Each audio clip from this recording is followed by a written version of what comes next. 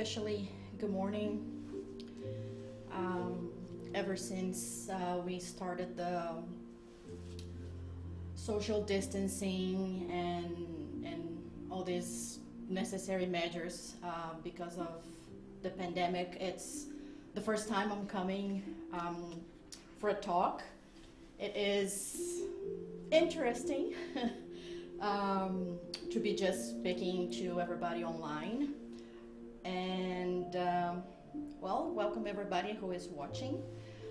First of all, happy Mother's Day to all the mothers out there, to the mothers-to-be, to the fathers who act as mothers, to the grandmothers, so everybody who has that feeling of mothering someone, of protecting, raising, educating, and giving love to someone. We're going to start with our harmonization text, and it's text number 19 from the book Living Spring. And this text from Emmanuel is based on 3 words from Jesus, actually to Peter. So it's something that Jesus says to Peter, but that apply to parents in general and to mothers as well. So if we all listen carefully, we will see how Emmanuel explains this. So it's called feeding. Feed my sheep. Those were the words from Jesus to Peter in the book of John, chapter 26, verse 16. The divine shepherd's request of Simon Peter's loving heart is highly significant for the continuance of his ministry. Seeing humankind as his immense flock, Jesus does not tell Peter to use drastic measures to impose discipline. No yelling or scolding, no prisons or gallows, no whips or rods, no punishment or imposition, no abandonment of unfortunates or flagellation of the wayward, no lamentation or despair. Peter, feed my sheep. That is to say, brother, support those who are needier than you. Do not let rebelliousness discourage you, nor condemn people's errors, from which a beneficial teaching will arise later on. Help your neighbors instead of chastising them. Teach always. Be a faithful worker. Be demanding of yourself and support the sick and fragile hearts that follow in your footsteps. If you sow the good, time will take care of the germination, growth, blossoming, and fructification at the right moment. Do not criticize, thus destroying. An apprentice today may be a mentor tomorrow. Support your neighbor's good side and go forward. Life will transform an evil into waste, and the Lord will do the rest. So let's do our initial prayer. Let us close our eyes.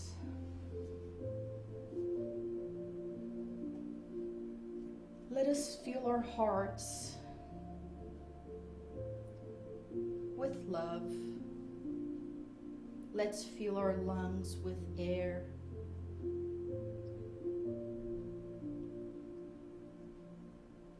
And let's connect ourselves to our guardian angels, to the spirits connected to our families. Let's raise our thoughts to God our Father and to Mary, Mother of Jesus on earth.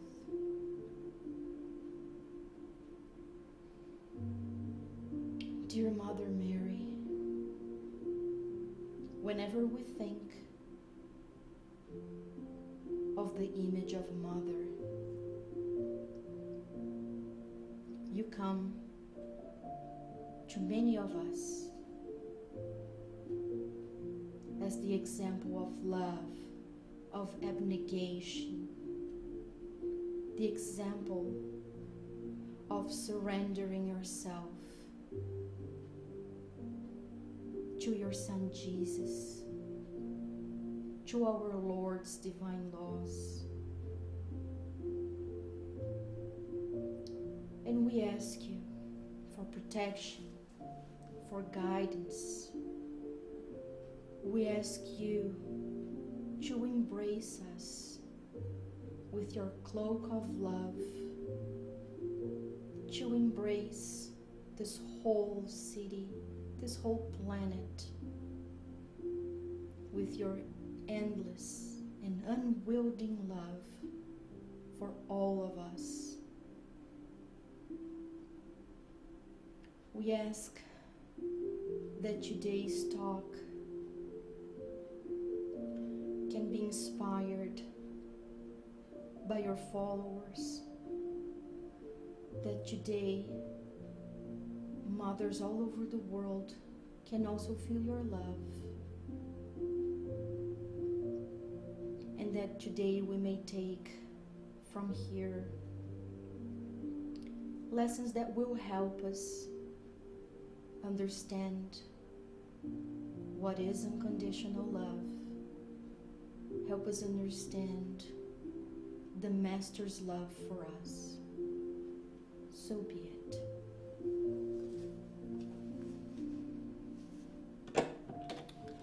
Okay.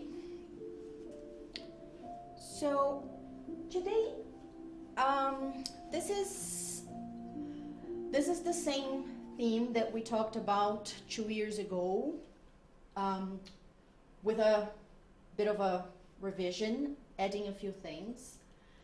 And we're going to talk about unconditional love and what the Spiritist Doctrine explains about it. We all have our own conceptions, we all have our own ideas of love, unconditional love, of motherhood, of fatherhood. So today the objective is to explain what the superior spirits tell us about these relationships. And yes, we are going to talk about fathers as well. So first, let's reflect on a few questions. And this is where, this is the material that was used. So it's from the book Saúde da Relação Pais e Filhos. We don't have it in English yet, just in Portuguese, so the passages were a free translation. From the Spirit's book, we have many questions from the Spirit's book, and from the Gospel according to Spiritism, we have a special chapter, chapter 14, that says, honor your father and your mother. So everything was taken from these 3 books. So first, let's reflect on a few questions. So, how do I understand the concept of love? So it's for us to reflect with ourselves. How do I understand this concept? Is it a feeling? Is it, as some people say, just a chemical reaction in the brain? How do I understand it? How do I feel? What do I feel love is? Are there different kinds of love? Is there romantic love? Is there parental love? Is there filial love? Do I understand, feel, or believe that there are different kinds? Does unconditional love really exist? Is it possible to love someone unconditionally?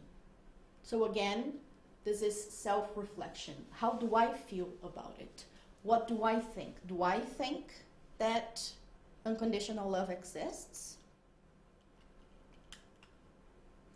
If I do, what do I think unconditional love is?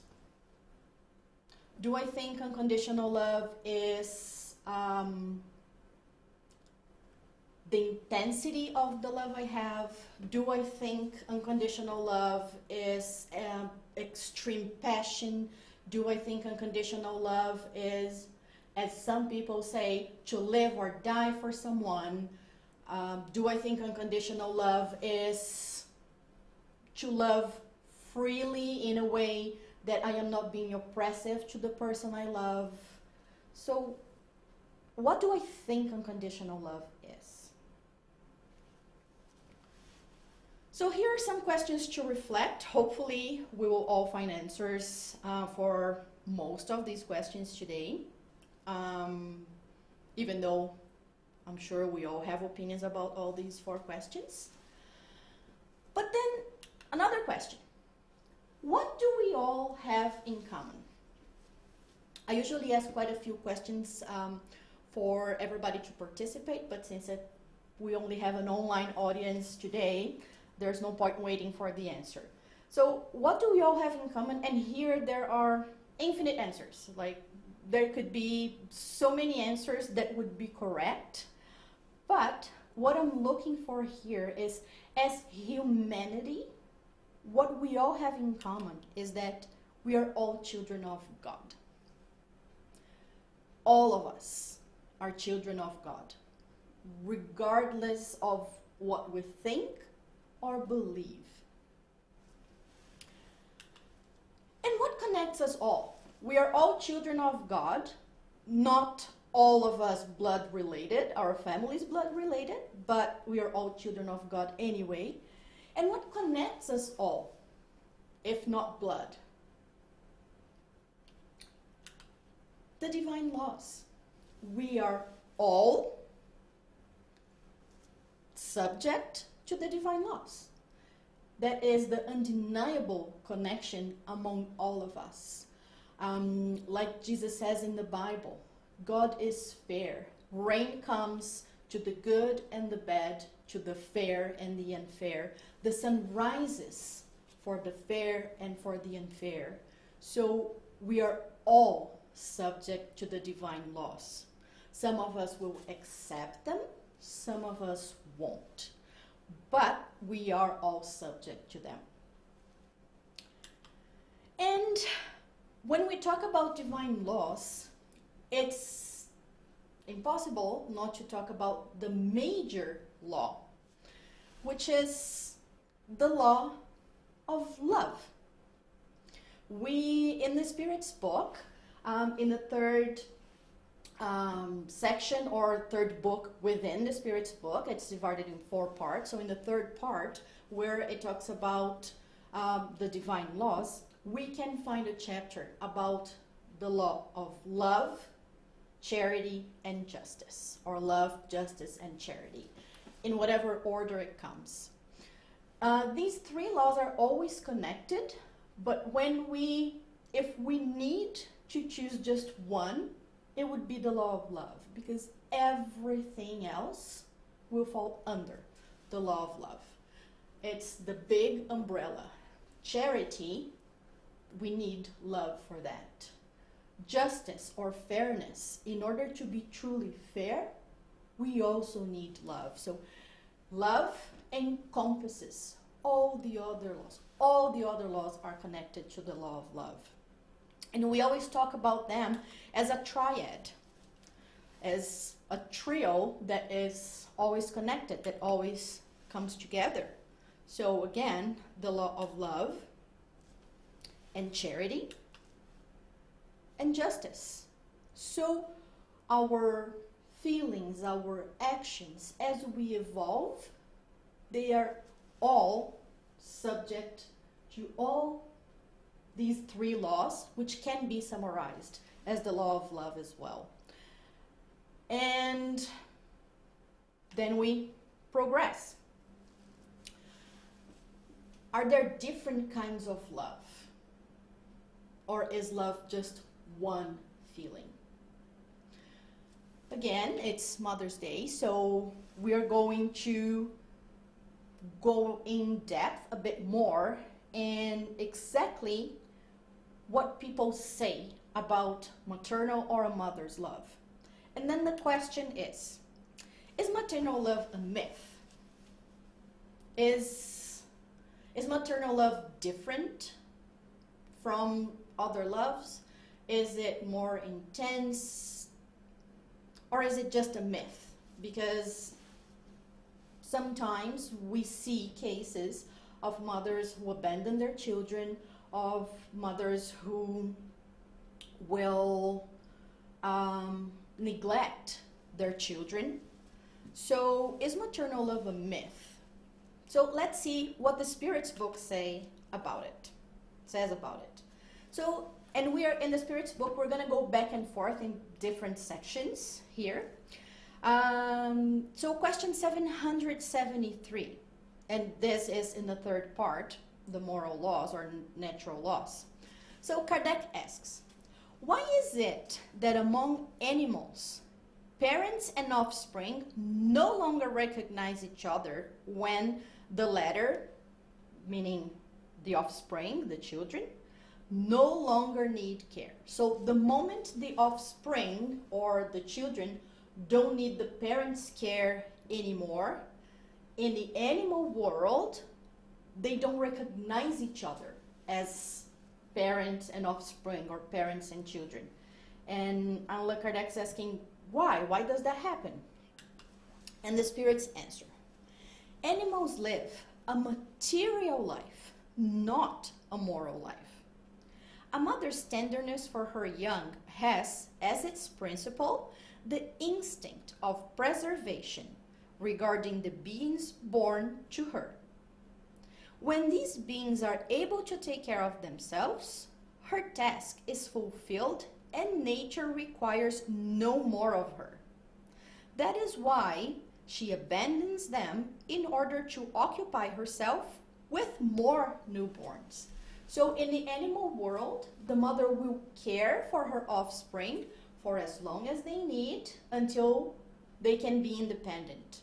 The moment they can be independent, because of instinct, she will let them go and she will be busy with the next offspring. So this is normal and natural for the animal world. But then Kardec asks in the next question, there are people who infer means to conclude, to come to the conclusion from animals' abandonment of their offspring, that the family ties among humans are merely a result of the social customs and not a natural law. What should we make of this? So let's understand the question. Allan Kardec saying, using animals as an example, based on animals' behavior, some people believe that humans will take care of their children longer than that period and will stay connected, because as we saw in the previous question, once the offspring goes on their own, they don't recognize each other as parent and offspring anymore. But we as humans, we do. Even somebody who leaves their house, moves to a different country like many of us have done, we still recognize who our parents are. So some people, based on the example of animals, some people say or believe that the reason for us still recognizing them and sometimes even caring for them, or them still caring for us after we are adults, is the result of social customs and not a natural law. So it's just because it's what society expects of us. And then Kardec is asking the spirits, what should we make of this? How should we understand this? Is it true? Is it not? After all, we are rational animals, but we are still in the animal kingdom. Some people say, right? We nowadays talk about the human kingdom. We are animals in terms of our biology, but we are completely different in terms of our evolution level. So Some people still classify humans in the animal kingdom. Biologically speaking, is not incorrect, but there's the classification human kingdom, because we do differ from animals for many different reasons, including our rational. And of course, we Spiritists know that also our individuality as a spirit. So the answer of the spirits, is it real or not? And the spirits answer, human beings have a different destiny than that of the animals. So we start with the difference right there. So why do you always want to identify with them? For humans, there is something beyond physical needs. There is the need to progress. Animals are, the basic instinct of an animal is reproduction and survival. But for us humans, we have the need to progress, to improve ourselves. Social ties are necessary for progress, and family ties are summed up in social ties. Hence, this way, because of this, family ties are a natural law.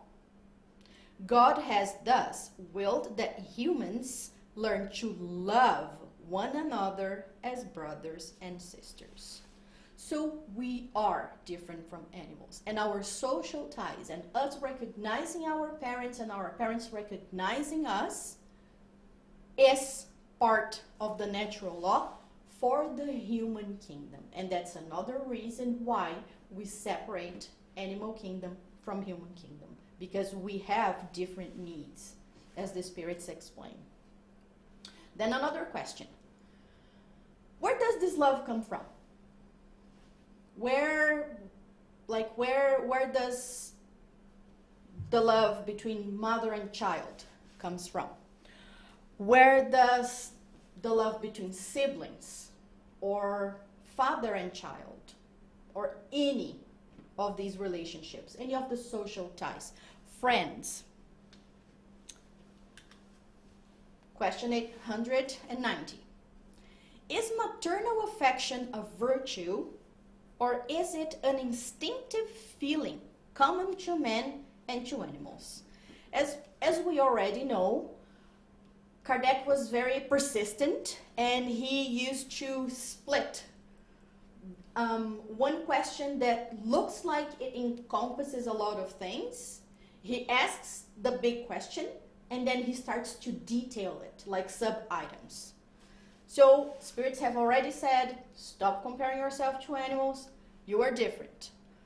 But Kardec wants to know more details. And then, is maternal affection a virtue, or is it an instinctive feeling? Is it something we develop as a virtue, or is it something that comes in the package automatically? And the spirits answer, it's both. Nature has endowed the mother with the love of her children in the interest of their preservation. So again, biologically speaking, we are animals, and we do have the instinct of preservation, which is very necessary for us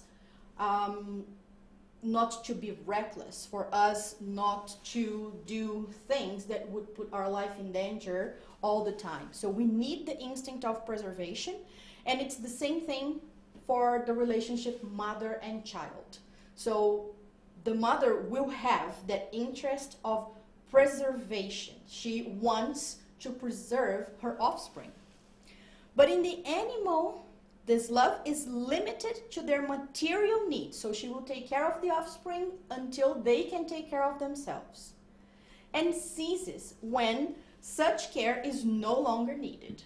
So for animals, it's the instinct of preservation, not just self-preservation of the mother, but also preservation of her offspring.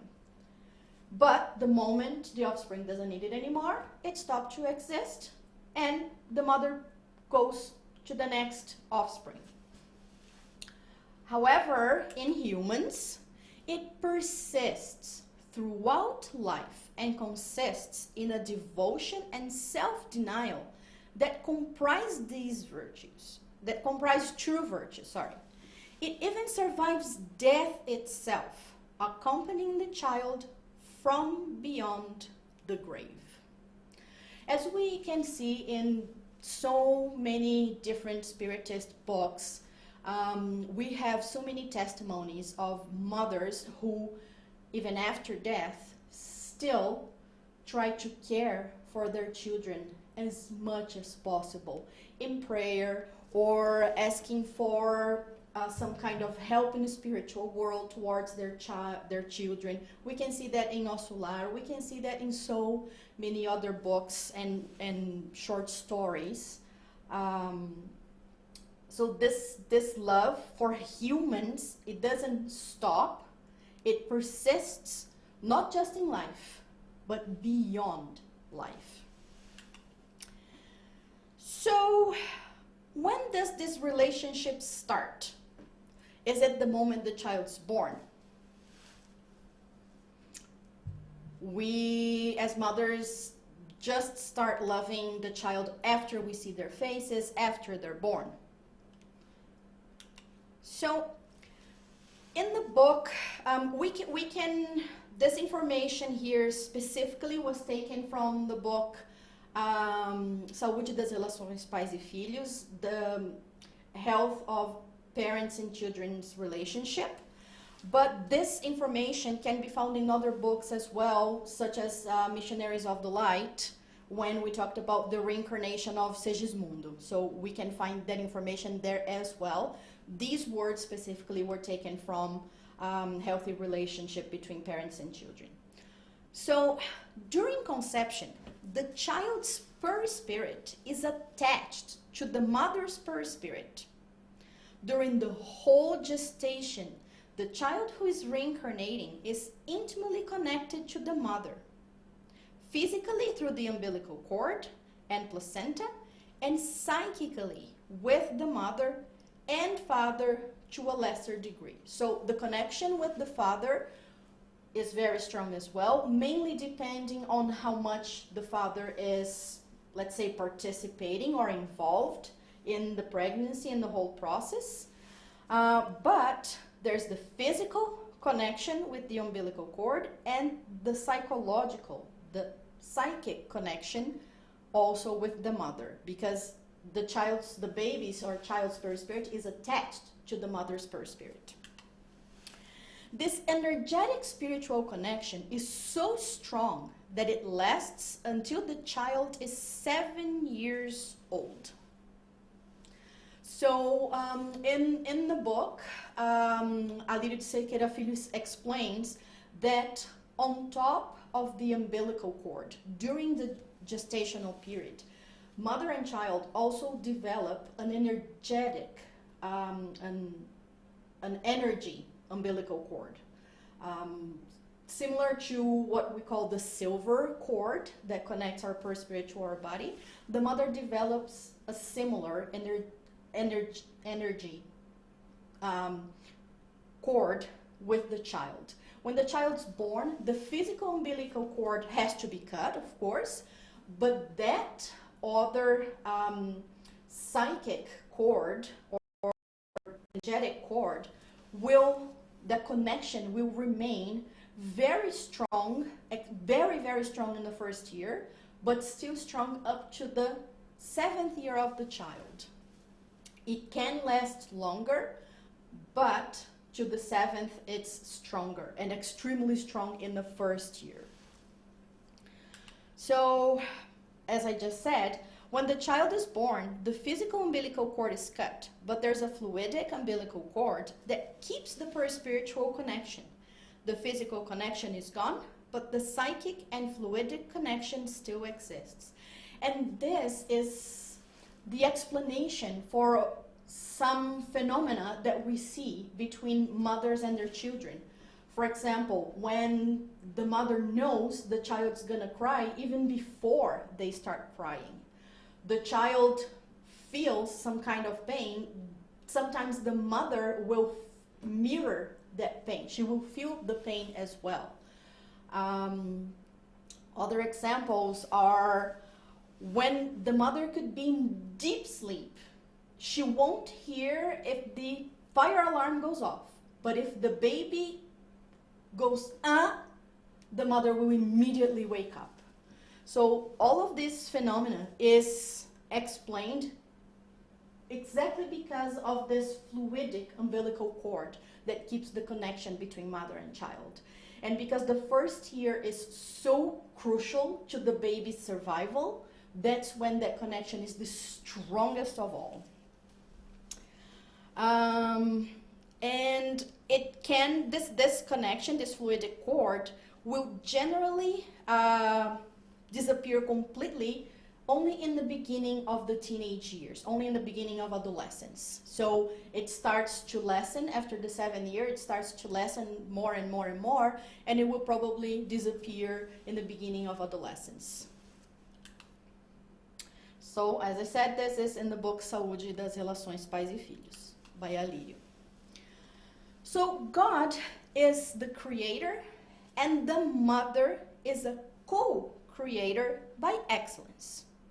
Because while the father co-creates offering one cell, the mother co-creates offering her own body, her blood, her life, and a series of biological, spiritual functions. So let's understand what Alírio means by co-creator.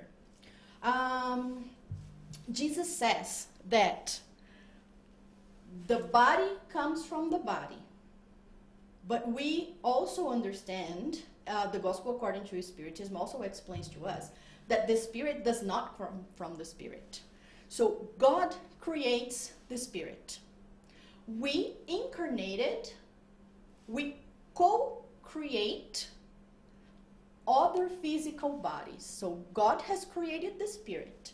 And as Alírio says here, the Father co-creates offering one cell, and the Mother offers one cell as well as her whole body at her own risk sometimes. So this is what Alírio means by co-creator. We don't create the Spirit. The Spirit is created by God. But with one cell from the Father, one cell from the Mother, and the Mother's body, we are co-creating the physical body that will house, let's say, that Spirit. God creates the Spirit, and parents co-create the physical body, as we just explained.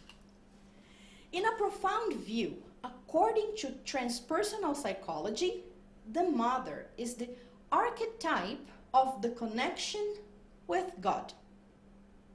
Archetype, what is archetype? Archetype is like the model from which you do something else.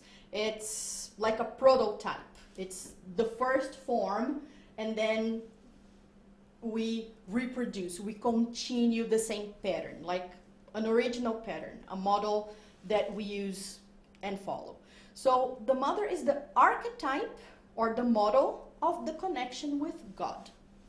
The mother's main function is to provide the child with this model of connection with God, because it's the mother who generates us.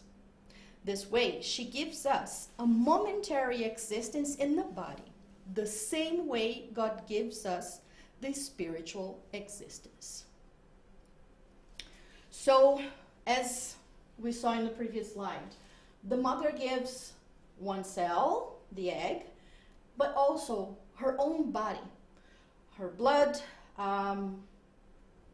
calcium, everything that child needs in order to have a physical body that will house the perispirit and spirit that God created, not the mother or father.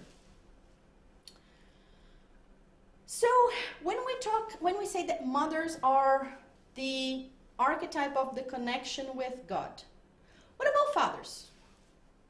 Are mothers different from fathers? Because we always talk about the equality of the sexes. We always talk about feminism versus machism, and like, are women different from men? Are mothers different from fathers? How do they differ? So when I was asking myself this question, what came to my mind were some very well spread memes that people love to circulate, talking about the difference between mom and dad, mother and father, when it comes to raising children and babies and that stuff. So I decided to bring three here. And the first one, I don't know, I hope everybody can see, but like mom feeding the baby is like cute with a little spoon and mushed baby food or blended baby food, while dad feeding the baby is like half a baguette with huge pieces of cheese. So the different ideas of feeding your baby. This one, I don't know how visible it is for everybody, but it's mom giving a bath. So again, on the top, it's mom with the baby in the bathtub, all cute and sweet, and baby smiles and baby smiles. And at the bottom is dad giving a bath. So it's all the different foam or soap hairstyles that gives the babies, which is cute as well. And this is one of my favorites. So different ideas of how moms and dads would dress their babies for Halloween or with any kind of costume. So mom would choose a cute piggy costume, whereas dad would dress the baby as a biker. So we've all seen these things online, and at one point or another we all laugh about it. But that brings us back to the question, are mothers different from fathers? And the answer is, well, Spirit's book, Allan Kardec asks, are men and women equal in the sight of God, and have they the same rights? So what are the Spirit's answers? So mothers and fathers, again, the whole idea of men and women. Has not God given to them both the knowledge of good and evil and the faculty of progressing? So the Spirits answered, but it wasn't, Allan Kardec answered a yes-no question, a direct question. So are men and women equal in the sight of God, and have they the same rights? The answer would be a yes or no, but then the Spirit's answer, has not God given them both the knowledge of good and evil and the faculty of progressing? Because the answer might not be clear for some people, as I said, Allan Kardec usually asks a general one, and then he starts speaking at the details. So a few questions ahead, 5 questions ahead, Allan Kardec keeps poking. Since all people are equals before God's law, because in the previous questions the Spirits have already answered that everybody is, like we saw in the beginning, we are all God's children. So Allan Kardec asks, since we are all equals before God's law, we are all his children, and we are all subject to the divine laws, shouldn't they also be equals before human law? And again, here we need to remember this was written over 160 years ago. Women could not vote. Women were considered an inferior being. In some cultures nowadays they still are, but at that time, 160 years ago, that was pretty much the norm all over the world. So, and if you think about it, Allan Kardec is already asking very forward questions here for 160 years ago. So, shouldn't they also be equals before human law, which at the time in most of the world was unthinkable? And then the Spirits answered. This is the first principle of justice. If we remember the law, the triad, the law of love, justice, and love, charity, and justice. So this is the first principle of justice, which is part of the major law. Do not do unto others what you do not want them to do unto you. So this is the golden rule. This should be fail-proof, right? But not always. So Kardec keeps poking, and he asks, Accordingly, so this is, the previous one was 222, this is 822, this is 822A. So it's a subdivision of the previous question. Accordingly, in order for legislation to be perfectly just, so according to, don't do to others what you don't want others to do to you. So if we think in that way, if we use that line of thought, in order for legislation to be perfectly just, shouldn't it consecrate equality of rights between men and women? So again, over 160 years ago, this is a very, very avant-garde, a very, very forward, progressive question. So if we think we shouldn't do to others what we don't want done to us, shouldn't then man's law, human law, admit the equality of rights between men and women? And the answer of the Spirits is very interesting, and it's absolutely perfect for the moment we're living nowadays, where people confuse the equality of rights with equality in general. And the Spirits answer, equality of rights, yes. Equality of functions, no. All people must have a specific place, and their occupations should reflect their aptitude. Aptitude here, not attitude, but aptitude, skills. What we are able to do, what we are capable to do. So, in order to be just or fair, human law must consecrate the equality of rights between men and women. And this is a comment by Kardec. Any special privilege granted to one and not to the other is contrary to justice, according to the divine law, not man's law. Besides, sex exists only in the physical organization, and since spirit can become either, there are no differences between them in this respect. Consequently, they should enjoy the same rights. So, way back then, the spirits were already telling us, spirits have no sex. Our spirit has the designation, and our physical bodies have a sex designation. But the spirit has no sex, right? We go through experiences as both male and female, but our spirit has no sex. Since the spirit, the essence is the same, the rights should also be the same. So that would be the logical conclusion. And here when the spirits say equality of rights, yes, and of functions, no, that takes us back to what we saw before, about the mother being the model of the connection with God.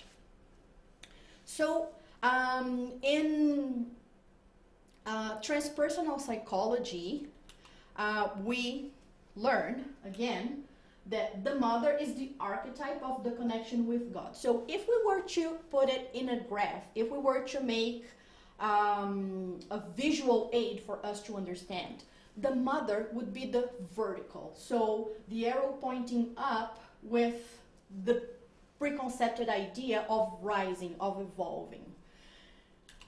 Now, the father is the archetype or the model for the connection with the earth.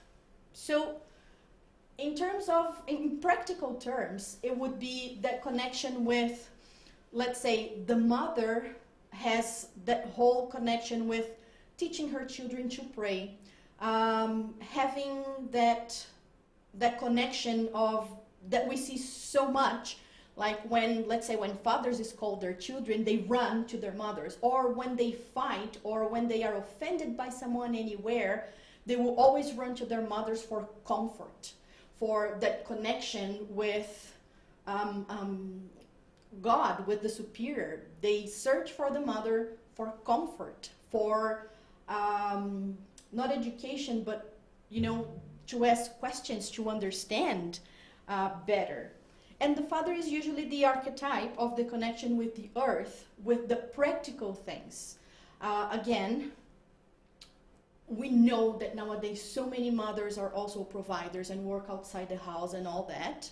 And in those cases, the roles mix up a bit. And again, it's not that the father should not also be connected. It's not that the father should not be helping their children to connect with God, teaching their kids to pray, or praying all together as a family. For us as Spiritists, doing the gospel at home. It is a job for the whole family, but generally speaking, because the mother is usually the softer personality, the softer connection, this role is mainly the mother's. That's not the father's. We're talking about mainly, but not exclusively. So it's not exclusively the mother, and it's not exclusively the father who is the connection with the earth. Because mother can also teach their kids practical things too, like cooking or gardening or even fixing things as well. So if we put together the connection with the divine, the connection with God for the vertical, and the connection with the earthly things, with intelligence, with knowledge on the horizontal, the kids should be the result of both of them together. So the kids will be the product or the fruit of these two paths, the vertical and the horizontal, of the parent's role in general. So equality of rights, yes, but not equality of functions. The functions are different. And like I said, nowadays we know that a whole lot of mothers have assumed, and a whole lot of fathers have assumed, a mother's role as well. It commonly happens when one of the parents passes away, when there is divorce or separation for some reason. So we know it can get mixed up, but originally that's the intent, that's the idea. And in question 582, Kardec asks a very important question, a pivotal question. Can parenthood be, sorry, there's a B missing. Can parenthood be considered a mission? It is without a doubt a mission, and at the same time, a very great duty, which involves parents more than they might think concerning their responsibility for the future. And here I wanted to go back to the word duty. It's a very great duty. So as we have said before, as we have reflected before, duty is not the same as obligation. The duty comes from our conscience. It comes from us conscientiously understanding that that's what should be done. Instead of, I'm doing this because I must. I don't want to do it, but I have to do it. It's an obligation. So duty is not obligation. The duty comes from our conscience. So it's a very great duty. Our conscience tells us that we are responsible for that offspring, be it father or mother. And the answer continues. God has placed children under the care of their parents so that they may guide, the parents may guide them on the path of goodness, and has facilitated their task by giving children a frail and delicate organization, which renders them accessible to all sorts of impressions. So mainly in the first 7 years, which we consider to be, we call the first childhood, they are like a very malleable clay for parents to try and help them. So as the spirits say, we as parents receive these children, and we were received by our parents with the intent of guiding. Parents should be guiding their children in the path of goodness. Parents should be raising their children to be virtuous, to be good people, should be orienting them so that could not telling them what to do all the time, but showing them the path so that in the future, when they become independent, they are capable of using their own conscience. They are capable of making good decisions, of using their free will in the best possible way, in a virtuous way. So that is the main role of parents. And we talked a lot about this back in, I think was first Sunday of March, when we were talking about the Spiritist education for children. We talked in a lot of detail about how this fragile organization of a child makes it easier for parents to mold that clay. And it's not that it's gonna stay the way parents molded, but let's say it will have a muscle memory of what it is. It will have learned they will have learned how to do it, but then again, their free will allow them to decide if they want to follow the model, if they want to follow what they were taught, or if not. And when I say they, I mean we, because we are all children too. We all have a mother and a father, right? We don't come from, like we say in Brazil, we don't come from chicken incubators, right? So we, through the law of freedom, through our free will, can decide to follow what our parents guided us to do or not. However, if the parents have not guided the children, they have not prepared the children to make their own decisions. Now, about maternal love. Is maternal love always unconditional? Because we hear a lot of mothers saying that their love is unconditional. That's a very common thing for moms to say. Is it always unconditional? And again, we go back to those first questions. What is unconditional? What even is the concept of unconditional? Is it a love that is intense, more like passion, that suffocates? Or is it a love that guides, that understands, that accepts without finding excuse? For example, if I see that my child has a bad trait, that my child has a bad tendency, will I accept? Will I condemn? Will I judge my child? Will I find an excuse for that bad habit or bad tendency?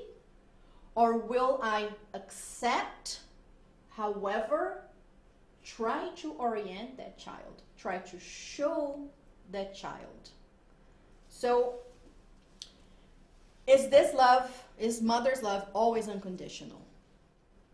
And then here is a question about it. So 891. Since maternal affection is a natural sentiment, like we saw in questions before, and it is part of the natural law, why is it that mothers often hate their children, and even in some cases before their birth?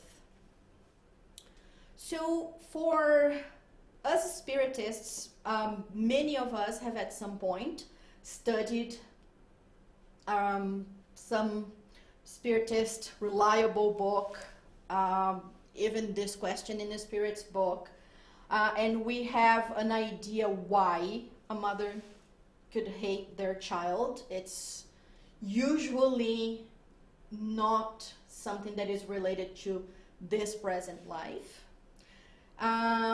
So we know it could have been a difficult relationship they had in the past. And the Spirits here give actually another explanation, because this is the usual explanation, the usual conclusion most people come to, is that it's because of some problems in past relationships that they had. But the Spirits also bring another answer for us to reflect on that is very, very pertinent. They say the absence of maternal affection is sometimes, because we know there isn't a rule of thumb, there isn't every time it is, so it's sometimes a trial chosen by the spirit of the child.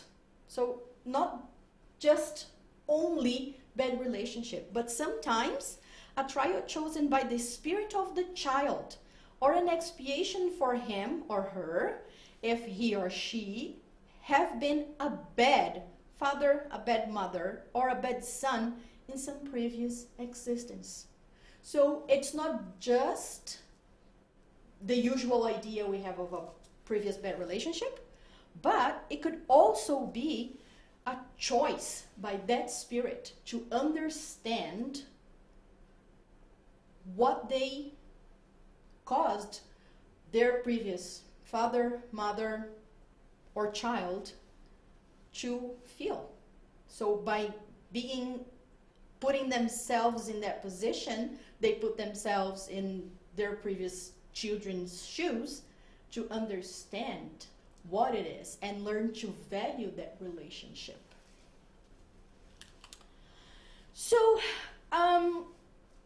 what is important for us to understand is, like we were talking about, in the middle there, we have the bigger rectangle that says collaborate and co-create. So co-create is what we talked about when the parents physically, like the mother gestates and helps create that life within her with the help of the father's sperm cell. Collaborate is when they work together. Laborate comes from labor, work. So collaborate is when mother and father work together to raise that child. So they help create the physical life for the spirit that God has created. That's the co-creation. And they work together. They collaborate. They work together to raise that child. So that's the role of the family, to work together as well as creating the body for that life. And both mother and father, also it's important for us to understand as parents that we are all, us, our parents, our children, we are all God's children. We are all brothers and sisters in humanity, temporarily children of that father and mother, of that couple. So as parents, it's important that we understand that our children are not our property. They have been placed under our care temporarily for this existence. But in reality, they are God's children. They have been entrusted to us, and we have that conscientious duty of doing the best we possibly can. But they are not our property to do as we please or to judge. And to finish, I would like to finish with a quote. First of all, this image is beautiful, a representation of Mary and Jesus. And I would like to close with a quote from Mother Teresa, where Mother Teresa says, I don't know if everybody can read, but Mother Teresa says, "You will teach them to fly, but they will not fly your flight. You will teach them to dream, but they will not dream your dream. You will teach them to live, but they will not live your life. Nevertheless, in every flight, in every life, in every dream, the print of the way you taught will always remain." So again, a happy Mother's Day to all the moms out there and dads who act as moms as well. Thank you very much, everybody, for watching, for being here. And we are going to go to our final prayer. And thank you, Eric, for the remote technical support. So let's go to our final prayer. Dear Lord, dear Master Jesus, how fortunate are we to be here, to be alive, to have incarnated in this life, in this existence, at this point in time, through our father and through our mother.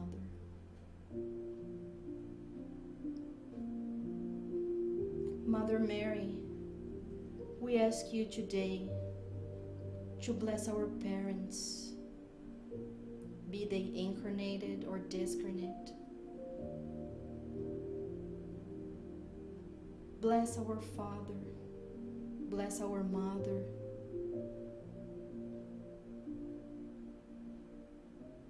who had us, who loved us. Bless all the people who at some point have acted as parents. Bless all the parents who have adopted someone else's child to love and to cherish. Bless all the women who, trying to help somebody else, chose to be surrogate mothers and give someone else the joy and happiness of parenthood. Dear Mother Mary, cover the whole planet with your love, with your light.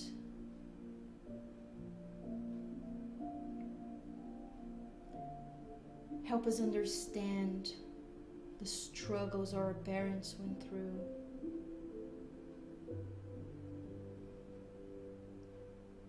Help us remember